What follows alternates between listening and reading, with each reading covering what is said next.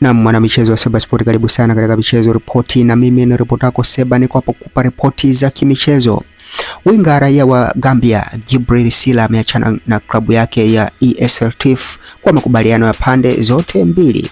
Winga huyo raia wa Gambia sasa ni mchezaji huru. Kumbuka Djibril Sila ameshapita katika ligi kuu ya Tanzania akikitumikia kikosi cha Azam FC na alijiunga na ESL TIF dirisha kubwa la usajili la msimu wa 2025-2026, na akiwa na kikosi cha ESL TIF alicheza michezo 13 akichangia upatikanaji wa mabao 5. Naam, ni klabu gani unatamani achezee katika ligi kuu ya Tanzania katika dirisha hili dogo? Kumbuka Djibril Sila ni winga ambaye ana uwezo wa kucheza timu yoyote kubwa barani Afrika kutokana na uhodari wake wa kucheza mpira. Naam, usisahau kusubscribe Seba TV on YouTube. Uwe na wakati mwema.